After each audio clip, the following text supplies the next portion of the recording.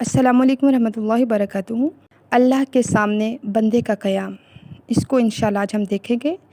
امام ابن القیم رحمہ اللہ فرماتے ہیں بندے کا قیام دو طرح کا ہوتا ہے۔ نمبر 1 نماز میں کھڑا ہونا، اور نمبر 2 اس دن کھڑا ہونا جس دن وہ اللہ سے ملاقات کرے گا۔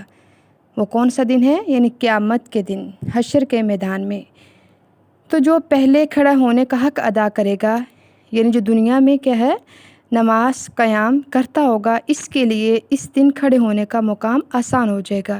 یعنی جو دنیا میں سجدے کرتا ہوگا تو کل قیامت کے روز بھی اس کے لیے اللہ کے سامنے کھڑے ہونا آسان ہو جائے گا۔ جو اس کھڑے ہونے کے مقام کو حقیر جانے گا تو اس پر وہ دوسرا کھڑا ہونا سخت کر دیا جائے گا، یعنی قیامت کے دن۔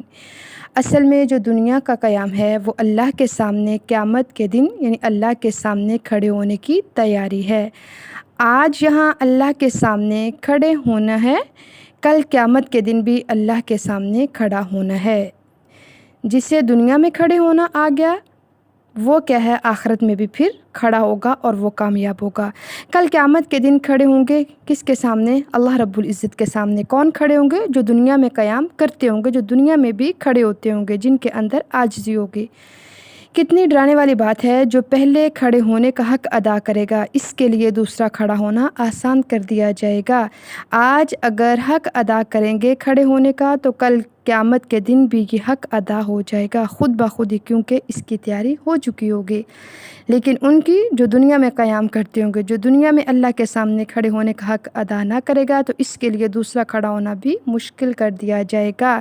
یعنی جو دنیا میں نماز قیام سجود ادا کرے گا وہی کل قیامت کے دن سرخرو ہوگا، وہی کامیاب ہوگا۔ تو آج دنیا میں ہی تیاری کر لیں۔ اللہ تعالیٰ سے دعا ہے کہ وہ ہمیں دنیا اور آخرت کے قیام میں کامیاب کرے، لیکن اس کے لیے پہلے کیا ہے دنیا میں اس کی تیاری کرنی ہوگی۔ وہ کیسے؟ نماز سے، رکوع سے، سجود سے اور عاجزی سے، جھکنے سے ہی پھر کل قیامت کے روز انسان اللہ کے سامنے کھڑا ہونے کے قابل ہوگا۔ السلام علیکم ورحمۃ اللہ وبرکاتہ۔